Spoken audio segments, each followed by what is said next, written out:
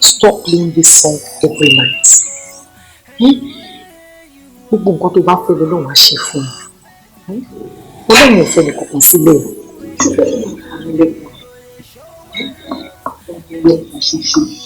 Fún dídí oṣù mẹ́fà, for 6 months, wọ́n ní owó kan. Mi kò lè wáyé bẹ́ẹ̀ mo kàn láì kí n máa gbé wọn fún mi ní inspiration. Mi ló ń ṣe yìí bọ̀dà. Enough of inspiration. Wọ́n lọ sí yàrá ẹ̀kọ́ lọ sùn. Ṣé sáré ka àwọn ìdìbò tí wọ́n ka pátákì nǹkan jù àwọn sí mi ọ̀.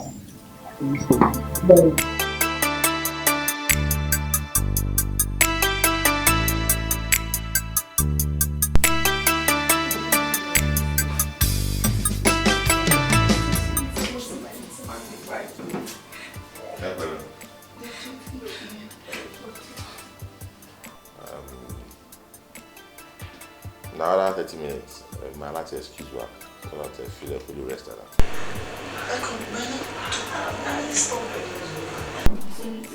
Sit down. Not panic now. Whatever panic. Anyway, we'll see what I want to come. The major thing is pay bullet at your and we'll see what I want to come. I can notice later a kidney only problem. Bullet at your kidney? No. He say bullet and you affect kidney. Kidney you affected go to the bay or bullet and shit. I can notice it now. But if man that came out test I come and check regularly in the hospital because more I saw one So problem to only one benefit.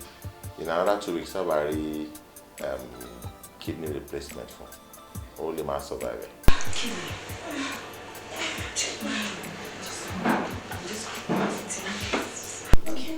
So not right away.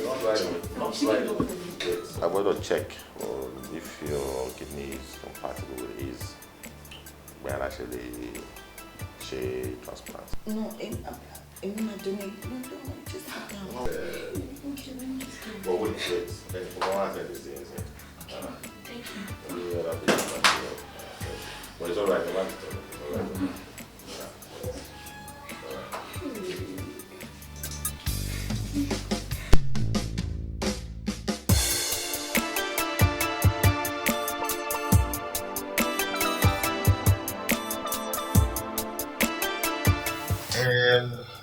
Wait this now. Go back on conditions one lesson. What difficult for?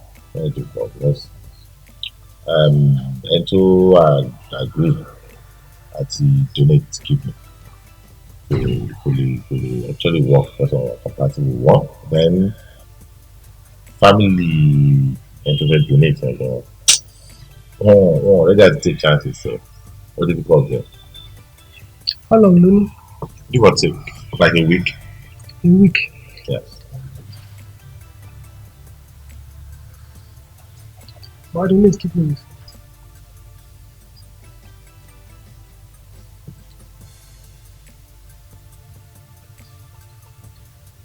Mr. Guy, anyone who thinks of that? Hello, I'm actually advisable for that. I will advise you if your man, bother. Oh, doctor. Kò tó ti bàjẹ́ náà. Kò tó ti bàjẹ́ ló ń jà tó ṣe. Why do you need kidneys?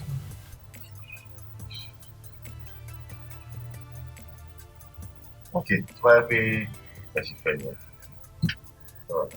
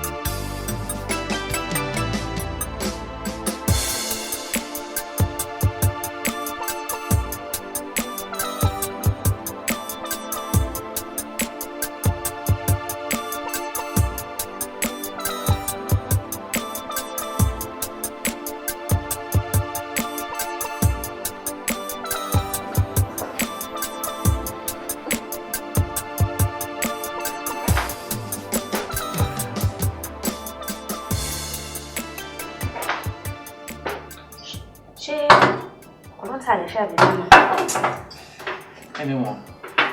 Okay.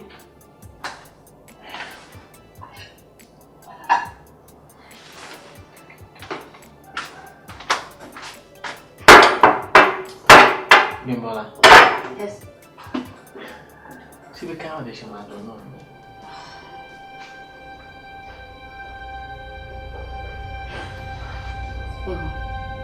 Ọlọ́run ọba wa ti sáfẹ́fẹ́ rẹ̀. Ọlọ́run á fún un kẹ́. Àwọn èèyàn kan parọ́ fúnra wa ni o.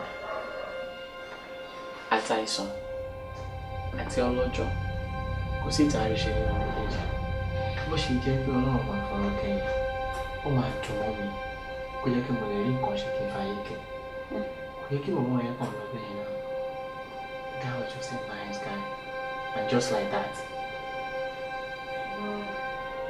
Ẹ̀gbọ́n mi, onísábàbí lọ́lọ́run. Àṣeyọ òun dẹ̀ tún ní pẹ̀lú. Kò sí nǹkan tá a fẹ́ ṣe sí. The only thing ni wípé a ṣáà máa dúpẹ́ lọ́wọ́ ẹ̀ nítorí wípé alápàdúpẹ́ tún mi. Bímbọ́lá, ṣé ìbọn tó wá fún ní ìdìbò gbé? Ká tiẹ̀ ní kéèyàn san orí ọ̀wọ́ kò tiẹ̀ dúpẹ́ lọ́wọ́ fámìlì. Kí ló ń bẹ ẹ̀kọ́? So ìyẹn ló tún wọ́n sì ti tọ́jú. That's the saddest part of it. Kò sí nǹkan tá a fẹ́ ṣe. A máa fàdúrà ràn wọ́n lọ́wọ́ náà ni. Ibikíbi táwọn ẹbí bá wà, kó lọ́run aláàánú bá wa dúró tì wọ́n. Ká kàn dúpẹ́ fọlọ́run pé at least Ọlọ́run ṣàbẹ̀yìn dẹ́yìn ẹ̀mí ẹ̀yìn sí. Because if you had gone, kí ni mo máa ṣe? Ọlọ́run á bá wa dùn wọ́n nínú. Ọlọ́run á pa àwọn fámìlì ní ẹ̀rọ. It is well, no worry.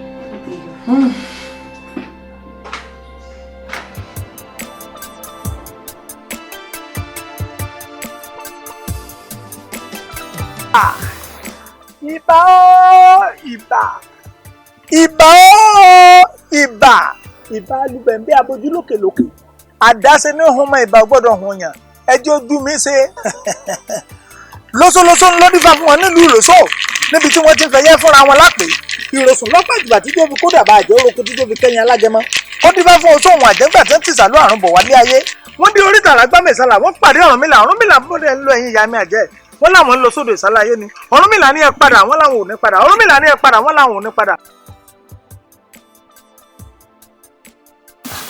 Madam, start now. Start.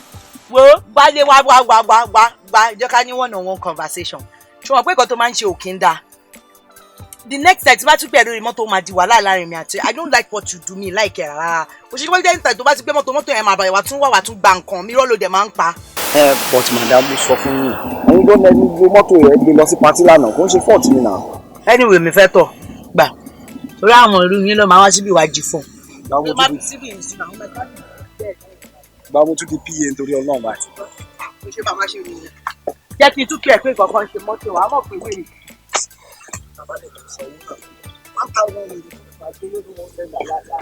Kí ni káwọn òfin padà Ọ̀rúnmìlà nítorí pé ọmọ òun bẹ lóde ìsálayé bẹ́ẹ̀ ni aya òun bẹ níbẹ̀ wọ́n ní tó bá jẹ́ bẹ́ẹ̀ ni ìwọ Ọ̀rúnmìlà wọ́n ní àwọn òmùlẹ̀ ni Ọ̀rúnmìlà ní kí ni ìmùlẹ̀ yín àjẹ́ wọ́n ní kí Ọ̀rúnmìlà tọ́jú ewé ẹgẹ́lẹ́ kó tọ́jú èpo ọ̀bọ̀ kó tọ́jú ewé àjẹ́bàlẹ̀ mẹ́tẹ̀ẹ̀ta ni ìwọ Ṣẹ́gun tọ́jú lónìí nǹkan ní rí ọgbẹ́sẹ̀ ayé ọmọ fọwọ́wọ́ ni gbogbo tó bá ṣe ọ́ dà ṣe gbé omi gbogbo ètò lọ parí ìtò tó o bá ti mú kinní hun tó o bá ti lè bá a lásìkò fẹ́ẹ́rẹ́fẹ́ jẹ́ ọ̀dọ́mọbìnrin tó rẹwà tó tutù láwọ̀ èyí ò lówó tutù òkú ò láwùjọ lò sí ti ẹnu ó tó bá wọn kígbe kò sí mọ́ ẹ̀yìn bó ṣe rí nu ọmọdé ọpẹ́ o káàkàkan ni o ṣe ọwọ́ ọ̀pẹ́ ń sáà kéèké bómi gbóná ìṣe pẹ́ lẹ́nu ọgbọ́n.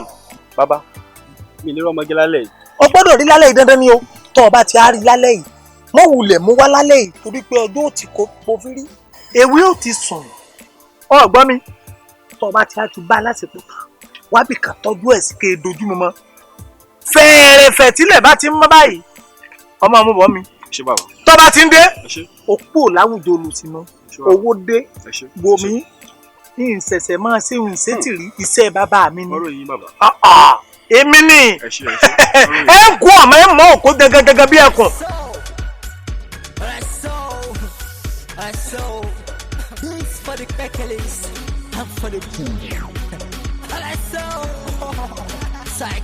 Turn on the microphone.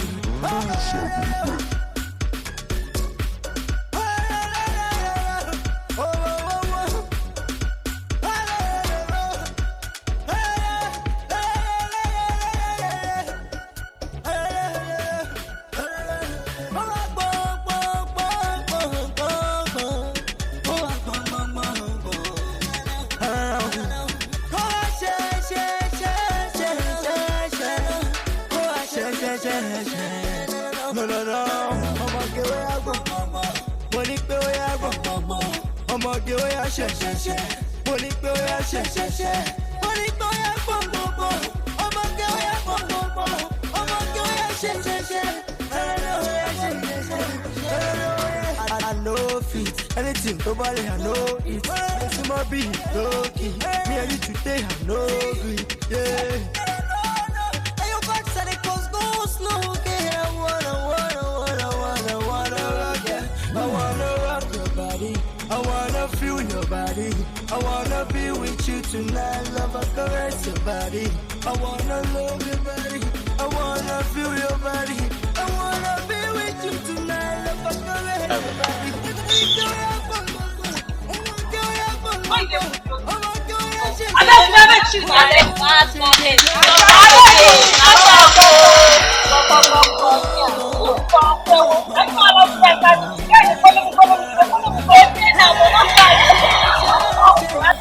Mo kí ọ kú oríire o ti kú òun ẹgbẹ́ olòṣì látòní lọ o ti dolówó bẹ́ẹ̀ ni mo sọ fún ọ ojú tó fi ń wò mí ọ̀tọ̀ ni látòní lọ ló ti mọ̀ wípé babaláwo tó gbóná tó gbóríkì ni mí.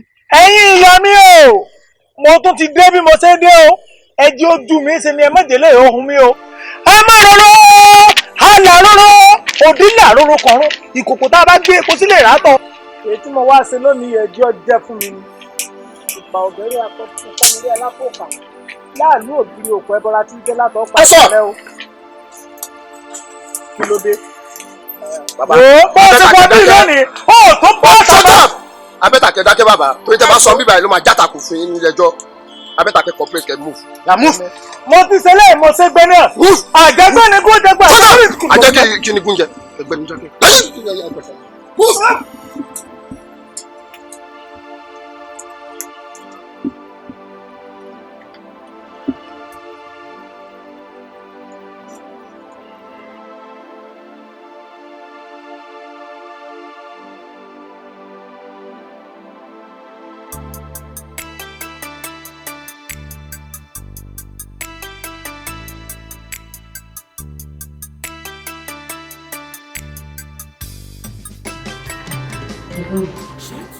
Surely we need knowledge.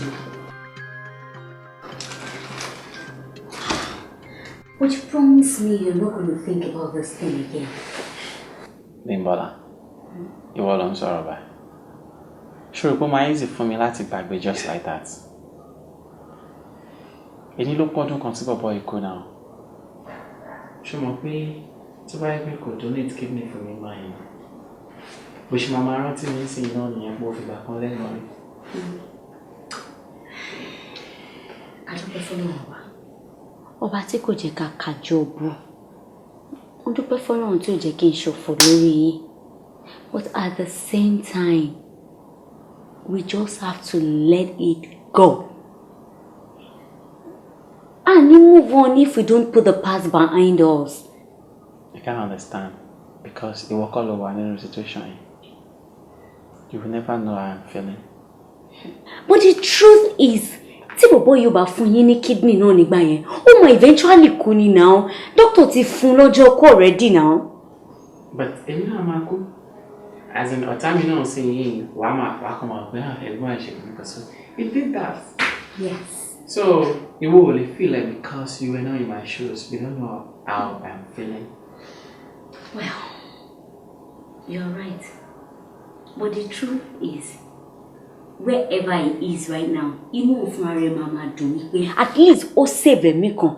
Ìyẹn dẹ̀ máa wà ní records forever.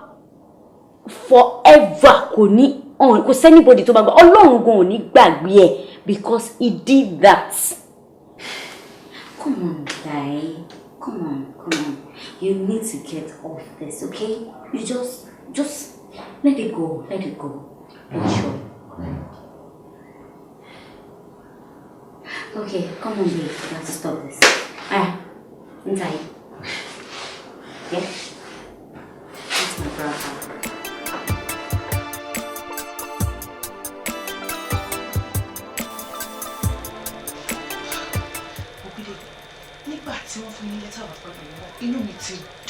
I was so happy. I can't even wait to resume. I wish my big home customer care curse. Helen, this is Better Links Communications. Yes, how may I help? Really, was I informed of initiative? Very good to go. It's good customer care, right? But you have a very, very sweet voice. I'm so happy for you. So, if I want to resume? Okay, Monday. Next Monday, I want to resume. Monday? That's quick. Excuse me. Oh. Hello? You're okay? You let me? Oh, my bad. Ma binu. I thought I told you pé mo ń bọ̀ lọ́dọ̀ Damilola. Damilola yẹn tí mo bẹ̀ sọ.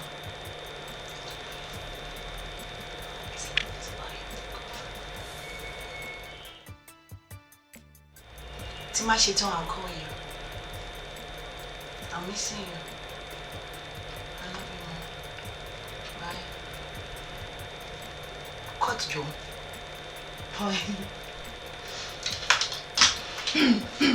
What? Go some come. I love this guy. I say, he's my everything. I swear, he will do the Batamashi wedding. Tipo boy, you are for me. I swear, I can just kill myself. I'm obsessed about him. I love him. I'm crazy at him. I love him so much. You didn't fall in love, right? You know that. You know if you're Latin, we are Latin, don't you? True. You look famous in the way I used to do. Yes. Damilola, I want you to get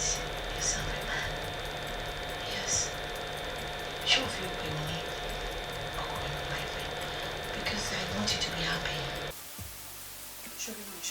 Ṣé mo complain fún ẹ? Èmi àti ṣe wà yìí, ó ti tó èmi. Èmi ló wá gbé ọ̀rọ̀ ọkùnrin kan sórí bí mo ṣe wà yìí. Yes, ṣebí iṣẹ́ kankan ni mo kàn ṣẹ̀rí ń sìn. Jẹ́ kí n face iṣẹ́ mi. I know, but listen, ọ̀rẹ́ obìnrin lọ́nà ẹgbẹ̀rún tẹ́gbẹ̀rún ẹgbẹ̀rún kò lè dàbí ayọ̀ ìdùnnú àti ìfẹ́ tó máa rí tó lè jẹ́ real love lójú ọkùnrin yọkọ. Trust me, you know women, it's just because I like you. Àti ojú ẹgbẹ́ òṣèlú iṣẹ́ ni ọkọ máa gbẹ ọ́. Lẹ́nu ẹ̀. So you know you need a man. Ṣé mi lè love ọkùnrin náà láì lọ́jà? Kí lè tó sọ bẹ́ẹ̀? You can. Listen, ṣùgbọ́n ìfẹ́ ó dàbí a magnet. Ṣùgbọ́n pé tí magnet méjì tó máa ríra, they'll just connect. You won't even know. I can't find out. Okay, I'm in love with this guy. I come up to me. Look at him. Don't bother coming. I'm in love. I come up. So only screaming my friend for me. You know, so it's just like that. You can give it a try, but more both you be good man. But, damn it, I need you to open your heart for more correctly. Please. Ben, Madam Abidemi Alasoto. Atibo. Damilola. Alasoko. Emaro. Ọkùnrin gidi deni. Wo, kọ́ wá báyìí, kọ́ tún mélòó lọ́wọ́ máa para. Okay, so now back to customer care. Say, email them on customer care. Kí ni ti ṣe fẹ́ join one my beef for oh, you know, my friend is fine, she has shape, she has everything. Oh, better kí wọ́n go and join. Yeah, pupa.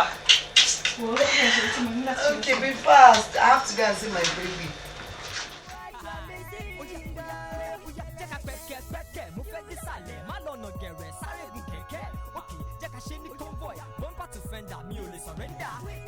You know I got the tactics, big jet. I won't bear with my dick stick me. My chain is slow. Yeah, I'm boss, I'm go slow. Oh my lala, I'm the one on the witch, can't share the world. You don't know what you're missing. Oh my lala, I'm the one on the witch, can't share the world. You don't know what you're missing. Everything by more girl with them with their chick. Oh, good one is a Kí ló fẹ́ láṣọ rẹ̀ bẹ́ẹ̀? Hotel way. Yes. Ọlọ́run máa jẹ́. Èyí tí wọ́n sọ pé torí wọ́n ti kúrò lára bọ́ sí gbogbo bàtà mọ́. So do I know every part of your body? Are you? Yes, for real.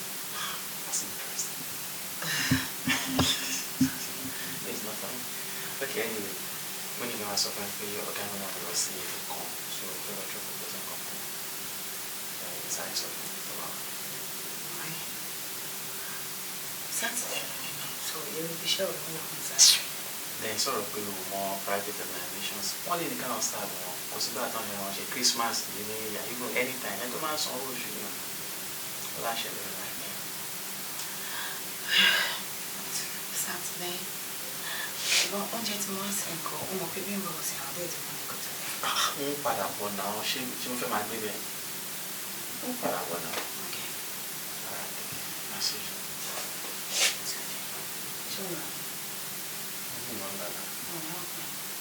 Okay, fine. Enough games. That's actually coming. That's why I actually came. Yeah.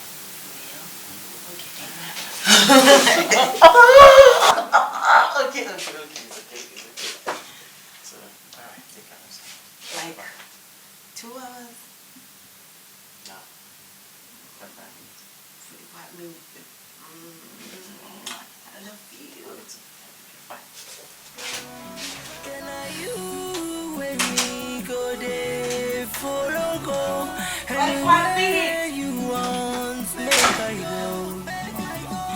Can I you with me go there show my love. Anything you want make I do, I go do. What's it wrong to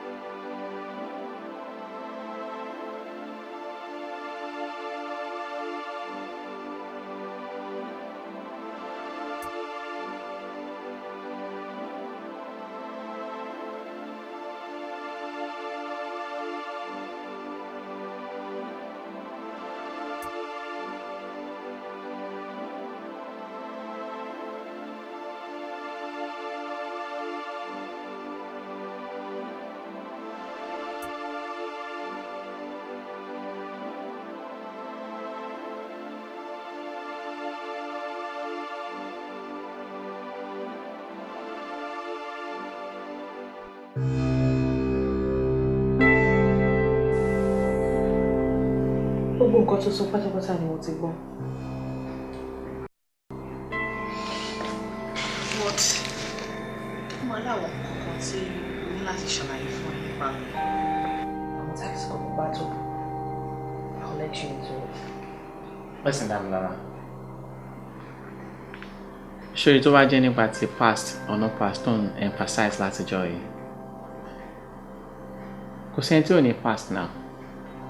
Ẹnìgbà tí èmi àti ẹ ti ń ṣe wọléwọlé as in relationship ọ̀rẹ́ yìí, mo wà convinced pé truly you really love me. Tọkàntọkàn èmi náà dẹ̀ nífẹ̀ẹ́. Kí ló wá dé? Jẹ́ ká fi gbogbo ẹ̀ sọ́wọ́ Ọlọ́run. Ká máa béèrè àníyàn nìṣó. Jẹ́ kí n promise ẹni kankan. Ṣọ̀rẹ́, máa fi gbogbo ọjọ́ ayé mi máa fi mọ́ ẹ̀dùn. Kò sí nǹkan kí nǹkan tó bá fẹ́ ní agbára lọ́wọ́ Ọlọ́run tó bá wà ní káwọ́ mi. Máa ṣe fún ẹ. So what else do you want? Thank you very much. Thank you.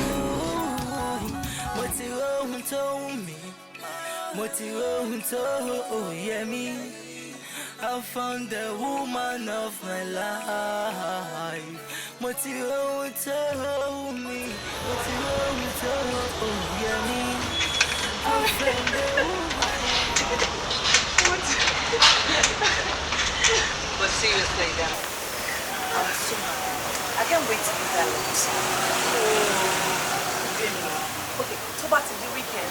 All of us will say weekend. Only I tell you about for real? Hey, Shocky.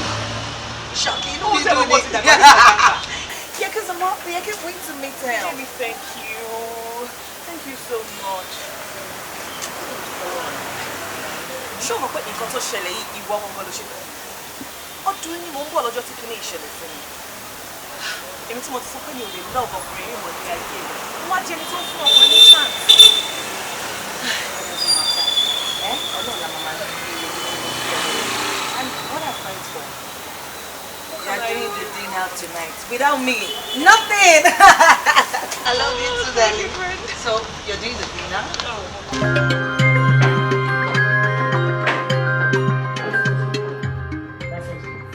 Ẹgbọ́n kí ló ṣẹlẹ̀?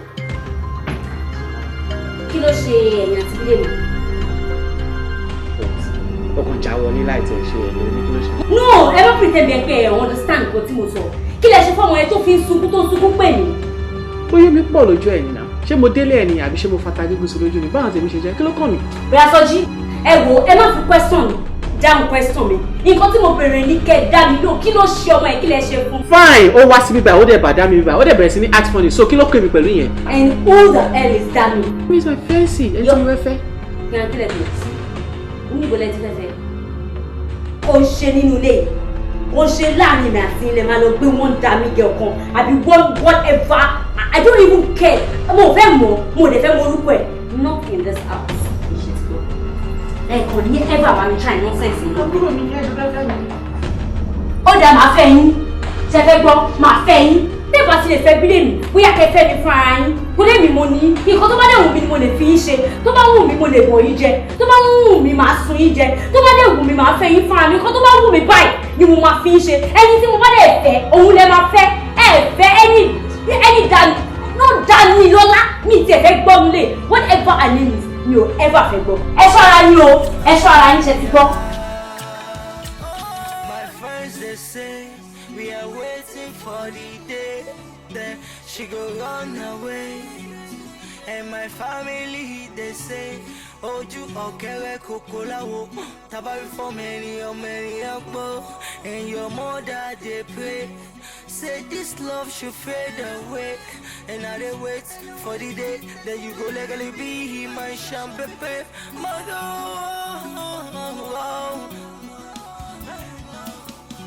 Mo ti rohun tó wù mí, mo ti rohun tó yẹ mí. I found the woman of my life. Mo ti rohun tó wù mí, mo ti rohun tó yẹ mí. I found the woman of my life. Ìfẹ́ ò lè gún régé láì wẹ́rí kejì. Ìfẹ́ ò lè gún régé láì wẹ́rí kejì.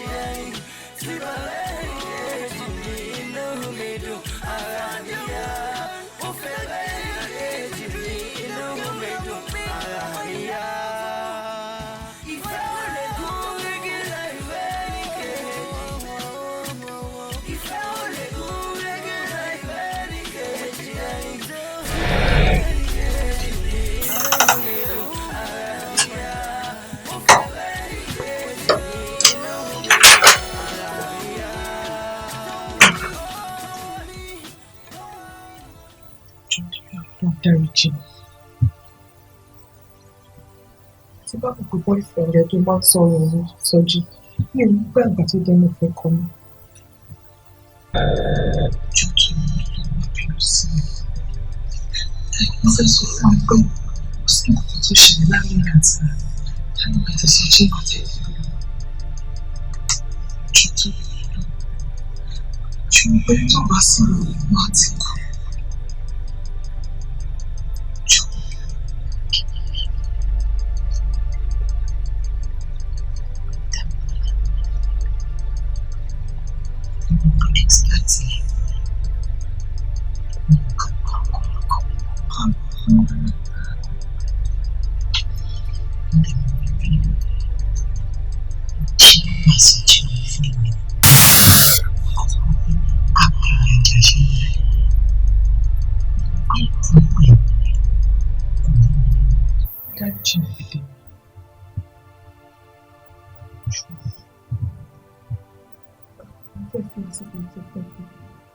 Àti ṣe gbogbo nǹkan tó bá wà within my power láti jẹ́ kí Sọ́jí padà wá sọ́dọ̀.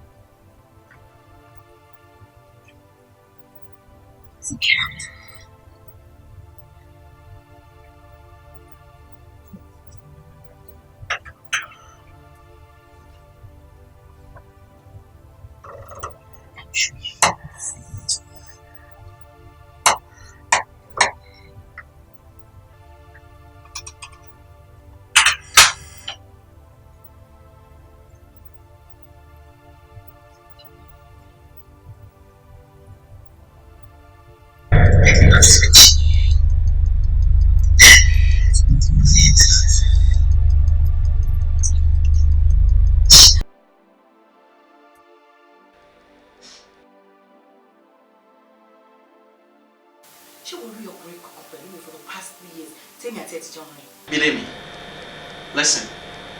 Ìjọ́ wo ni mo pè kalẹ̀ kí n sọ fún ẹ pé mo fẹ́ fẹ́? No, just tell me. Níbo la ti jọ jókòó sọ tí mo sọ wípé ká máa fẹ́ra wa? Ìfẹ́ tèmi lè wà lọ́kàn ẹ̀, o kò sí ìfẹ́ tiẹ̀ lọ́kàn mi. Get that straight. Sọ́jí, bó bá mi lájọṣepọ̀.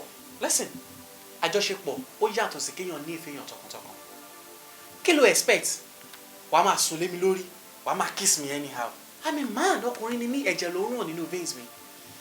And moreover, ṣé mi mọ̀ pé àwọn kan tó kọ́ bẹ̀rẹ̀ lájọṣepọ̀? Rántí náà, màyàwó kọ́ ni mo bá lẹ́kùnjọ́ tí mo débẹ̀ ni. Mo dẹ̀ mọ̀ pé bóyá gan bí mo ṣe ń wọlé tí mo já ilẹ̀ lómi náà wọlé tó ń jáde. So what are we now saying?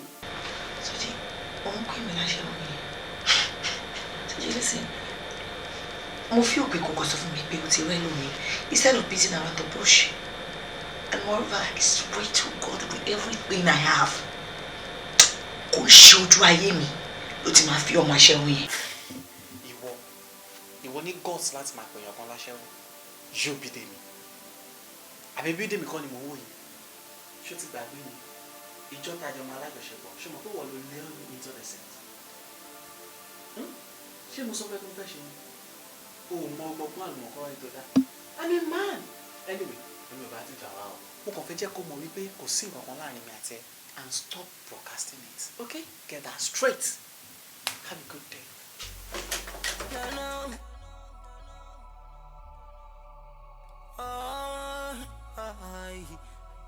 I so oh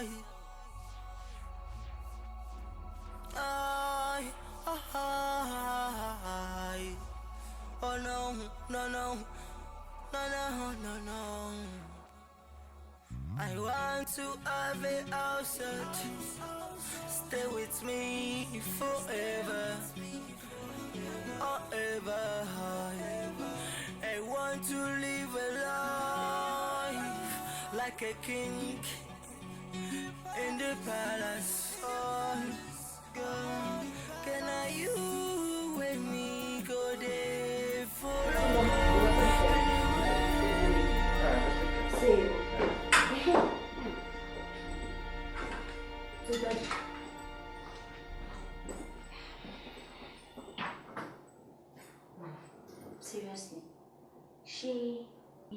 girl yẹn lè fẹ́fẹ́ ni. Níbo la fẹ́ fi Bídèmí sí? Bimbola, oh funny. She will ever introduce Bidemi say as my fiancé or wife or whatever. She's just my friend and that's nothing serious. Hey, but seriously, she ojo pe mi kola. Ojo pe ọmọdé ni mí. Okay, torí pé mo jábùrú àbí. So mi pe ọmọdé ni mí. Èmi ò mọ̀. Èmi ni ẹ̀yin fẹ́ sọ fún pé ẹ̀yin àti Bídèmí ò fẹ́ra láti jọjọ́ àbí? Listen, okay? The one information to feedback or you are not clear about something. She's your friend. Go and talk to her. Why are you disturbing my life? Yeah. Okay. Yeah. But come to think of it. Okay, I agree with pé kò kí n ṣe Bídèmí. Tẹ́ bá tiẹ̀ máa wá fẹ́ obìnrin ní gbogbo ìlú ibi gbogbo ìlú ìṣètò ṣé ẹ̀rọ obìnrin tó wà responsible tó dáa láti fẹ́ yàtọ̀ sáṣẹ́wó ni. Ìwọ ní guts láti máa pèèyàn kan láṣẹ́wó. Wait, kí ni gbogbo ẹ̀yin girls of nowadays kí lẹ fi yàtọ̀ sáṣẹ́wó? Obìnrin tó bá ti lè afford láti ní more than one boyfriend. Kí ló fi yàtọ̀ sáṣẹ́wó? Kí láṣẹ́wó ń ṣe tí ò ṣe? Okay. So, èmi tí wọ́n mọ̀ ọkùnrin mélòó how many boyfriends mo ti ever introduce ẹ rí? Listen, ó dágbére fún mi pé òun lọ sí ilé Fẹ́mi. Èní Friday. Ó dàárọ̀ Monday kó tó dé. Ṣé night vigil ló fẹ́ lọ ṣe lọ́wọ́? Abó ti fẹ́ ni. Ó ní guts láti máa pèèyàn kan láṣẹ. If you don't have any other thing to say, I wish you a safe trip. Ẹjọ́ ló fẹ́. Tí wàá kí wọn. Mo ṣáà sọ fún ẹ. Mo ní sọ pé mi ò sọ. Ẹ ṣe àti gbọ́ yín. Ọkọ àṣà o. Ẹ máa kí bẹ́ẹ̀ láti. Ọkọ àṣà náà. Ṣáà jẹun o. Tó bá jẹ́ wọn kí n má jẹun ọdún mi. Jẹun o.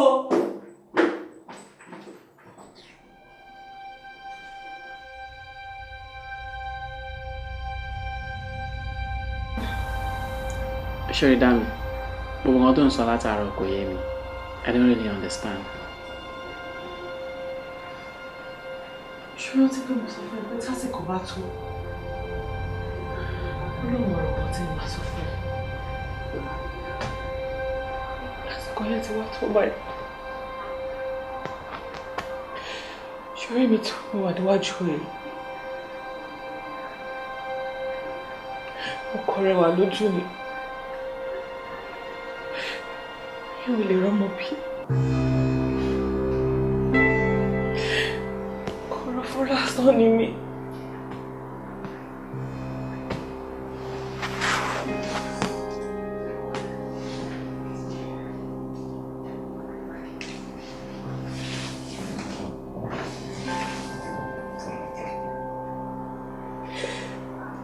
Ṣùgbọ́n tí kò dé ní ọdún kan ni mo fi wà lórí ìrìn.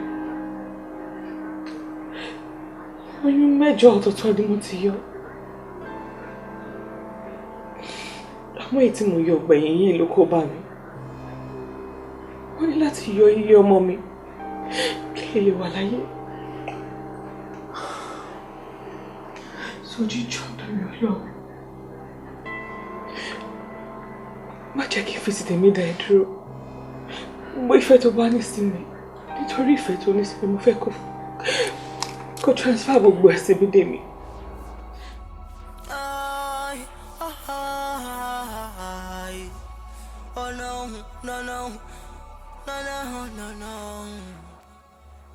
I want to have a house stay with me forever, forever. I want to live a life like a king in the palace. Oh, girl, can I you with me go there, follow go anywhere you want, make I go. Can I you with me go there, show my love. Anything you want, make I do, I go do. What you want to me? What you want to hear me? I found the woman of my life.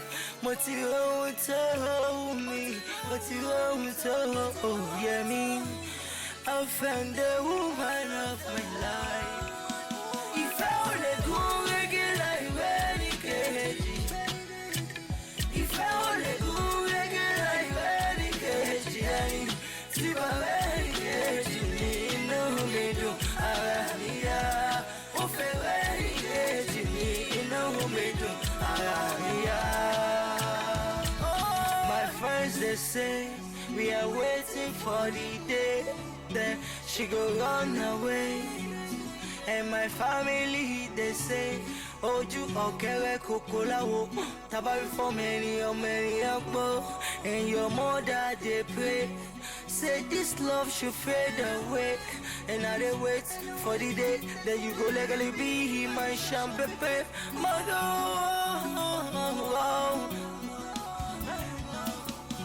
What you want to me? What you want to hear me? I found the woman of my life.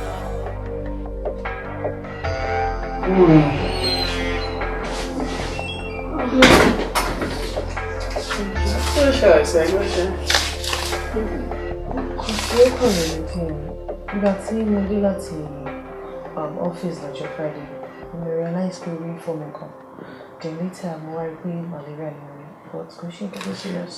For more pain Thursday or so for me, I'm You're fine. Don't worry. Oh, okay. But seriously, damn. Should be loneliness not affected. If you look at you need friends, you know, or somebody. More okay, don't worry. Well, why are you a little bit, man? Fine. Hold on.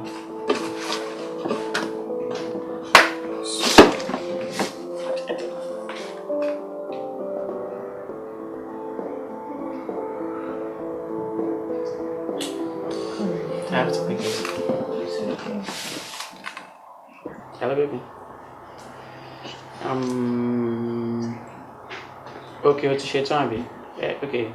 Just give me a few minutes. My buying thing, okay? Remember? I love you too.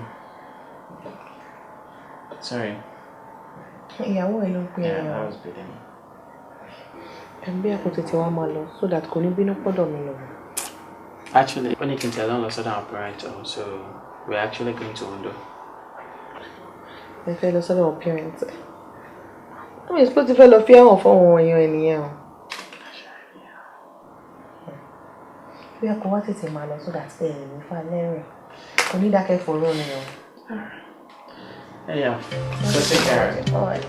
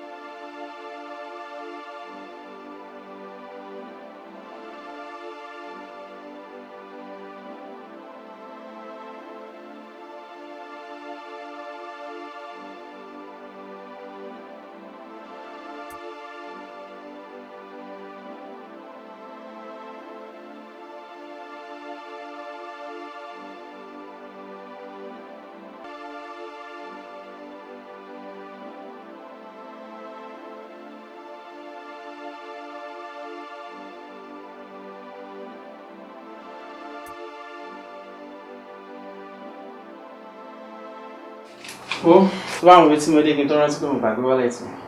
Soji. You go to some car. Alright. Ṣé wọ́n mọ Káyọ̀dé rẹ̀ ni? Má sọ fún mi wípé ìwọ àti Káyọ̀dé bẹ̀rẹ̀ lẹ́tọ̀. Ẹ̀gbọ́n mi, ọmọ ìyá mi, ọmọ bàbá mi ni Káyọ̀dé jẹ́.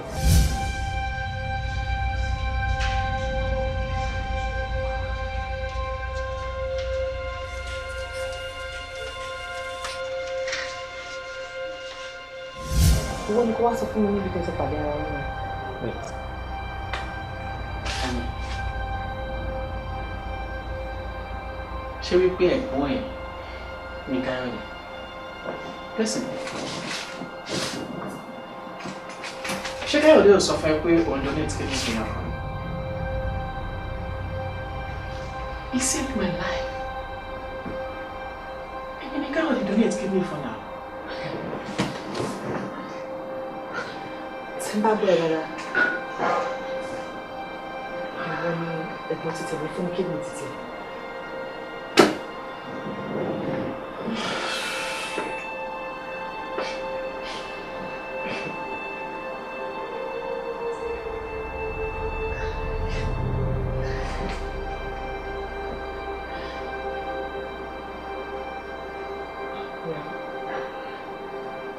Àti kékeré ni ẹ̀gbọ́n mi ti ní terminal disease. Àti ilẹ̀ èdè lọ́dẹ̀ tí wọ́n fi ara wọn sọ pé àwọn mọ̀ pé wọ́n ní ẹ̀mí kúkúrú. Ó lè máa wọ̀ wọ́n kọ́ wọn fi ẹ̀mí kúkúrú ara wọn kọ́ fi ra ẹ̀mí kíkún fún mi.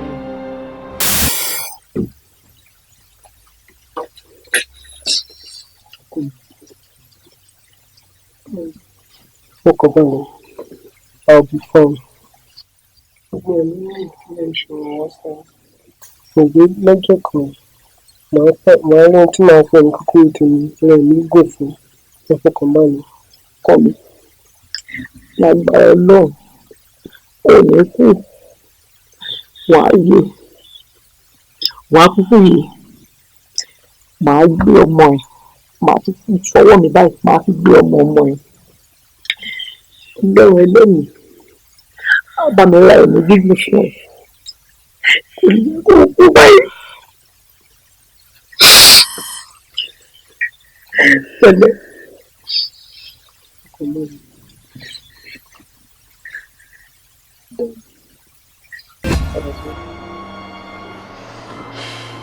Mo náà wò náà Sọ́jí. Ibo ló fẹ́ kí ti bẹ̀rẹ̀? Bí Káyọ̀dé ṣe wà important sí ẹ, bẹ́ẹ̀ náà ni Bídèmí ṣe wà very important sí èmi náà. Káyọ̀dé saved your life and Bídèmí saved you. Ó dá kí ló tún fẹ́ kí n ṣe? Yes, kí ni nǹkan tó fẹ́ kí n ṣe ń sìn? Whatever you like, you do. Nǹkan tí mi fẹ́ ṣe, mo ní wípé èmi ti ṣe tán láti fẹ́ ẹ ní ìyàwó. Ṣorí kó kúrò ní wípé o ò lè bímọ. Ṣùgbọ́n kó wá di àìsàn tí ò gbóògùn. I'll take that as my own cross. And I will bear that for the rest of my life. I'm standing in that.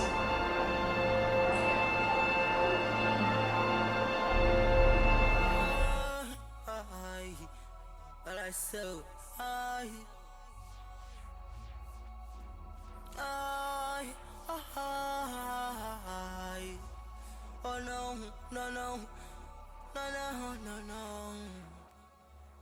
I want to have a house, stay with me forever, forever. I want to live alone, like a king in the palace. Oh, can I you with me go there, follow go anywhere you want, make I go. Can I you with me go there, show my.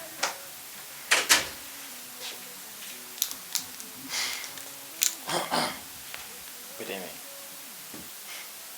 Monica don't fẹ́ sọ fún ẹ. Mi ò dẹ̀ fẹ́ kó jẹ́ pé ẹnu ara àta ló ti máa gbọ́.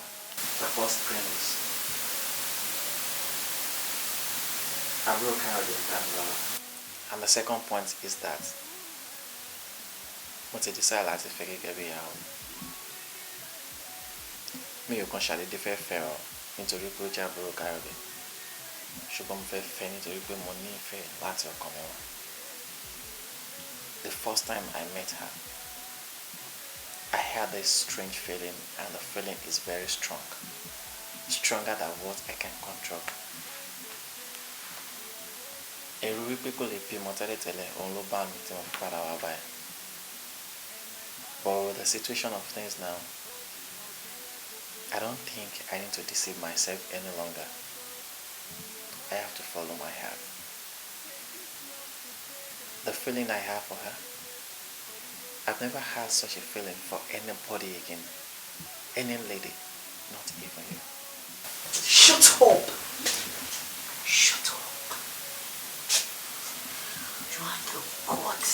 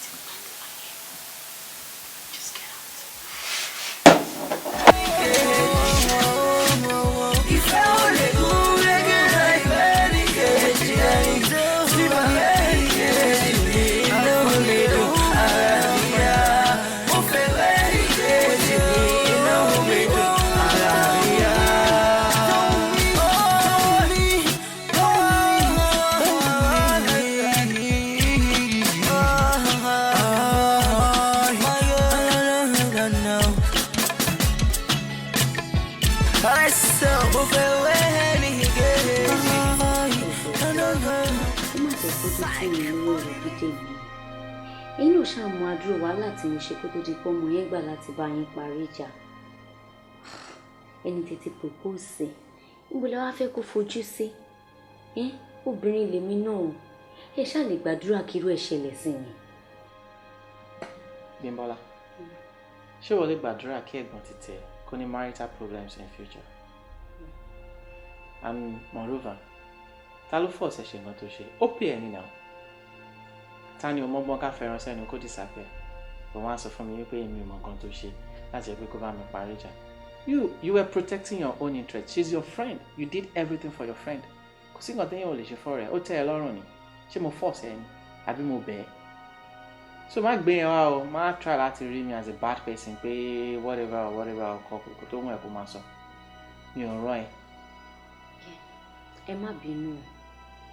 Èmi kàn ní kí n sọ fún yín nítorí mo mọ̀ wípé èṣù tá tí mo tipẹ́tipẹ́ ó sàn ṣe áńgẹ́lì tá ṣẹ̀ṣẹ̀ mọ̀ lánàá lọ.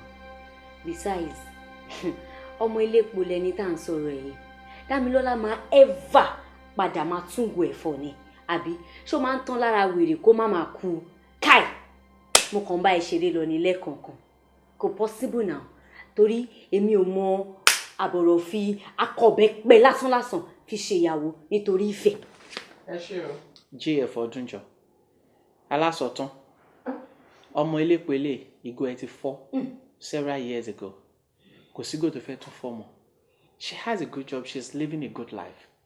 Kò sí ẹni tí situation ò lè force láti ṣe nǹkan tí ò dáa but tíyàn bá ti bá rẹ̀ lójú ọ̀nà tọ́lọ́run ti fi mọ̀nà kò sẹ́ni tó máa fẹ́ padà sínú ìwà tí ò dáa mọ́ so kò ní gò kankan tó fẹ́ tún fọ́ mọ́.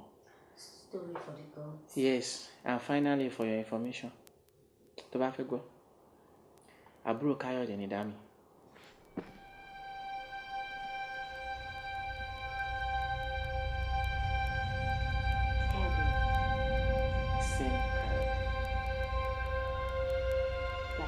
Seriously?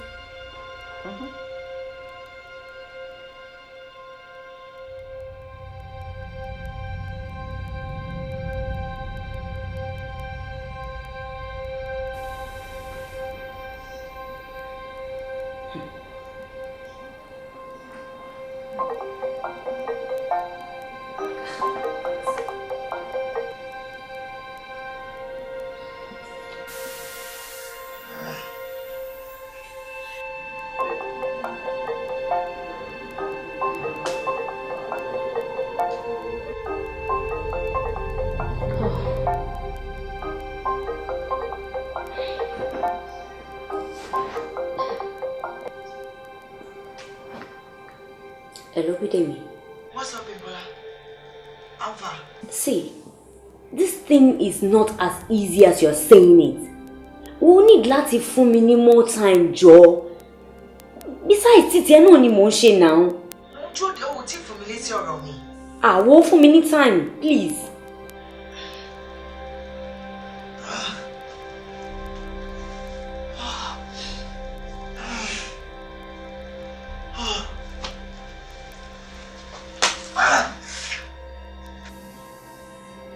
Ọlọ́run.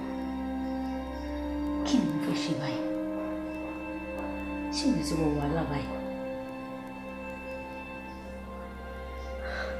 Mi ò fẹ́ ṣọ̀rẹ́ mi. Mi ò fẹ́ pẹ̀gbọ́n mi lára. Not even to murder somebody.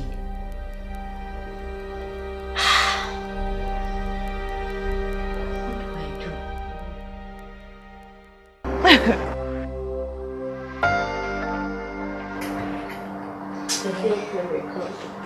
Fine, how are you? I'm so sorry. Ẹ̀gbọ́n mi ò sọ nǹkan fún mi ní mi bá ti wá wẹ̀ láti ìgbà tó ti ṣẹlẹ̀ o. In fact, mo gbọ́ lórí fóònù tó máyàn kan sọ̀rọ̀ pé ara fiancé òun ọ̀yà ni mo ṣe mọ̀ pé nǹkan kan ṣe. Mi ò tiẹ̀ bá sọ kankan. Mi ì bá sọ kankan gan, mo kàn ní kí n wá wẹ̀ ọmọ ẹ̀ òun ni pẹ̀lẹ́. Ó rọ̀bẹ̀ kò sí wàhálà. Eré àjẹ́ ọmọ kan ni. Mo bọ̀ mo fẹ́ sáré lọ bẹ́tírọ̀. Careful.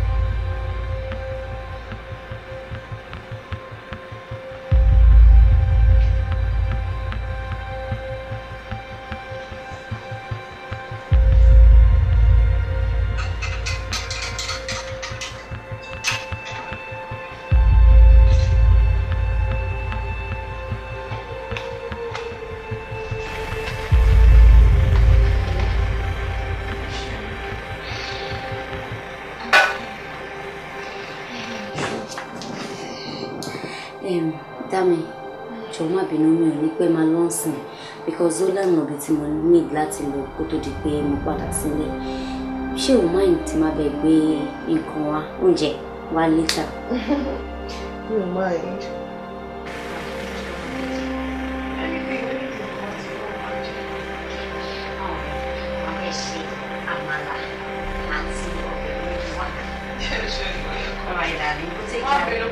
No, it's fine, it's fine. Má fara lẹ̀ ṣùgbọ́n.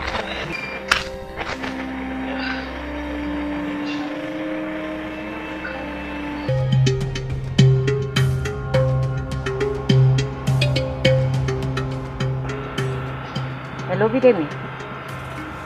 Hello? Bidemi. Mo ti jíṣẹ́ tó rán mi o. That's fine.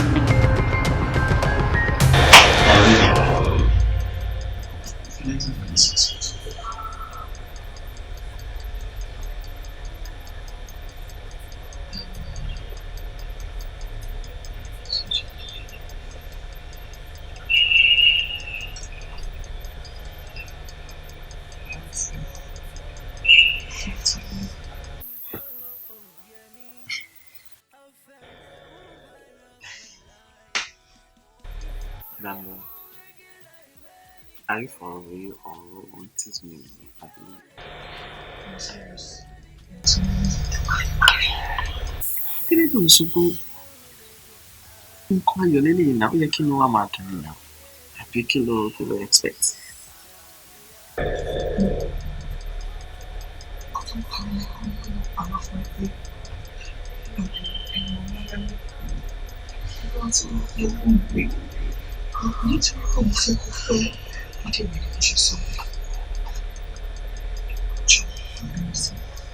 Kí nǹkan tó yẹ kí inú wa máa dùn sí lélẹ́yìí náà. Then you go legally be my champagne mother.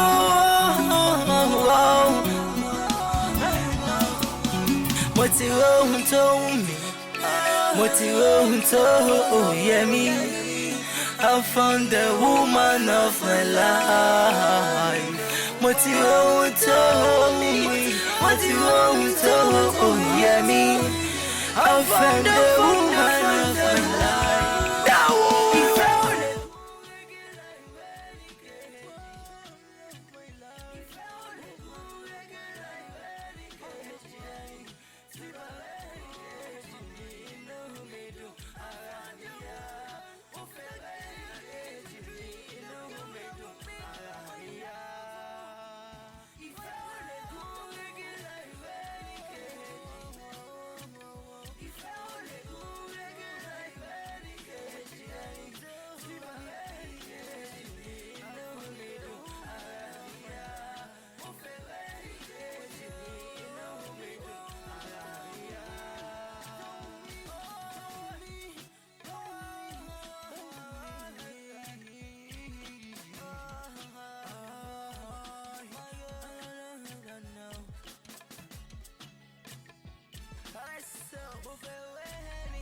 No.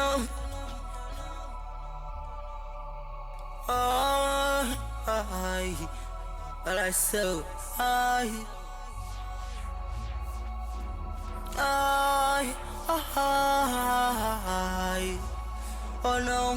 no.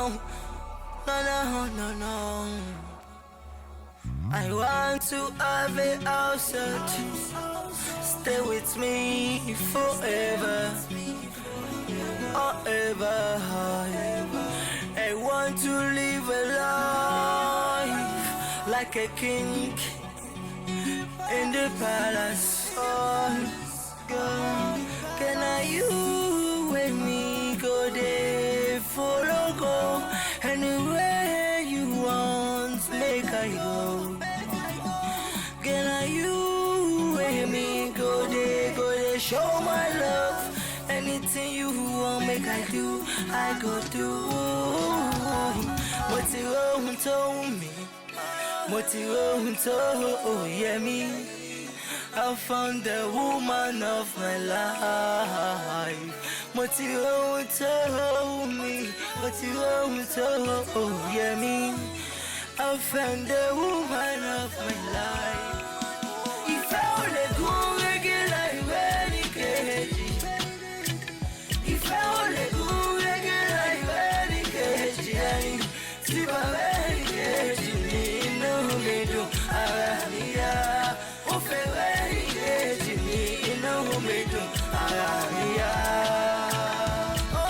my friends they say we are waiting for the day that she go run away. And my family they say Oju okere kokolawo tabari for many akbo. And your mother they pray say this love should fade away. And now they wait for the day that you go legally be my champagne mother.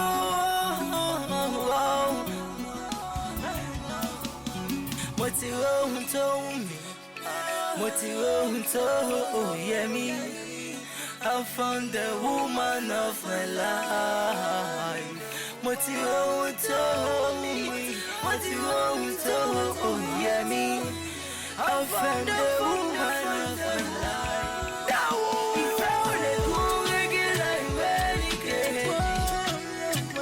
if I only go regular, see my way, no me do.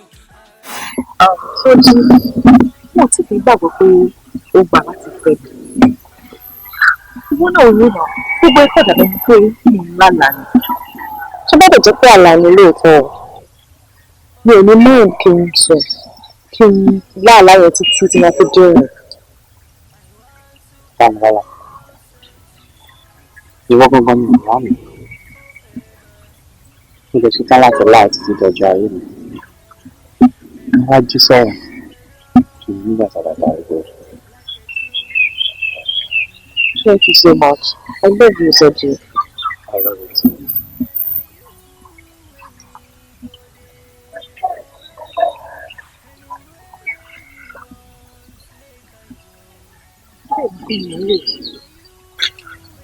Bídèmí ló bá Bídèmí. Soji ló bá Bídèmí.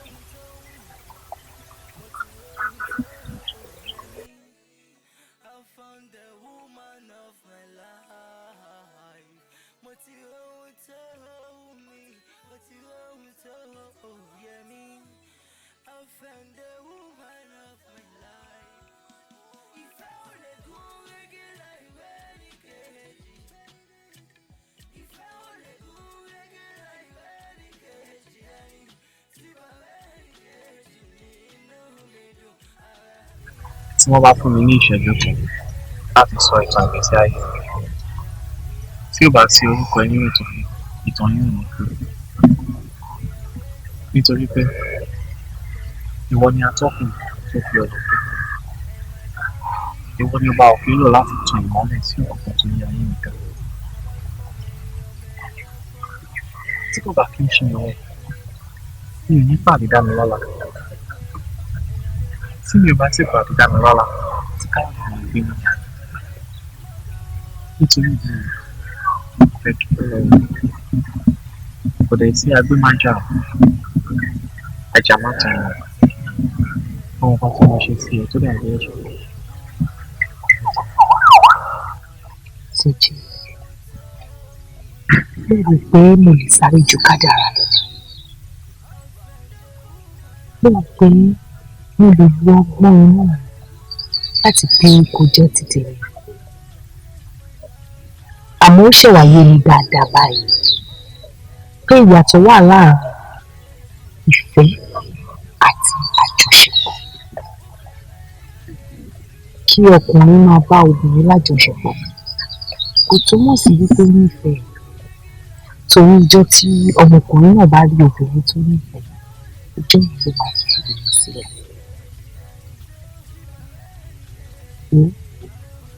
Ìfẹ́ òtítọ́ ẹ̀yìn ẹ máa bára wọn lọ. Kíni aṣíwọ̀n lọ́wọ́ ọ̀pọ̀ kí n má fi wá dára ẹ̀tì. Àdúrà mi ló pé kọ́lọ́mù ọ̀hún pèsè ọkùnrin ìfẹ́ òtítọ́ tó máa mú tó máa pọn láyọ̀ títí dọ̀jọ́. Soji, aṣọ ìbọmọ yẹn ọmọ yẹn ti rìn òun ọjà. Ṣòro ẹni kìí tún mọ lọ́kàn rẹ̀. Ayọ̀ àti ìdùnnú ẹ̀yìn lágbára lọ́wọ́ Ọlọ́run ẹgbẹ́ máa gbára yẹn ká. Ó ṣètò.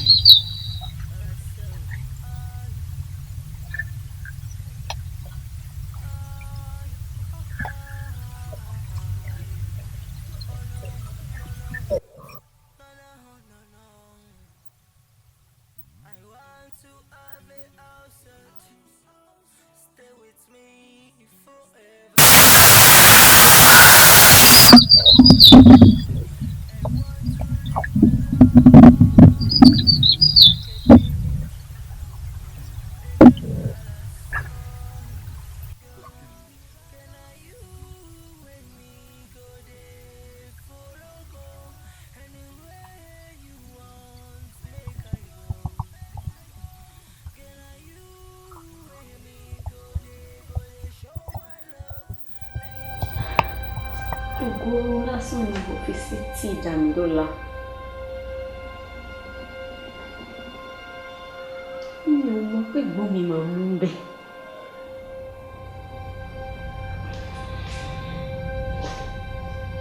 Mo kàn fẹ́ kó mọ̀ pé mo wà lórí àṣẹ ẹni mo ṣe ṣe é.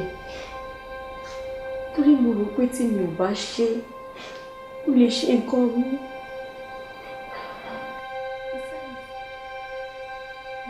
Ifá, mo ní kó máa parí torí ọkùnrin.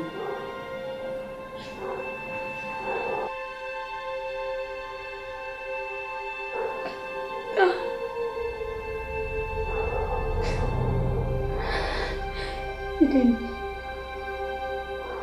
should I ever forgive me by? I'm so sorry.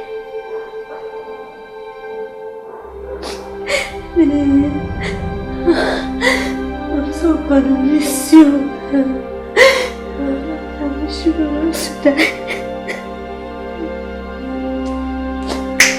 I wish you were to die. I'm sorry. I'm so sorry.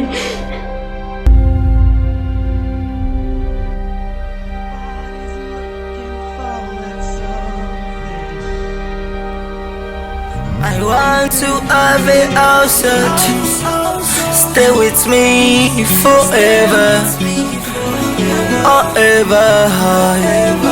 I want to live a life like a king in the palace. Oh, God, can you with me go there, follow go anywhere you want, make I go.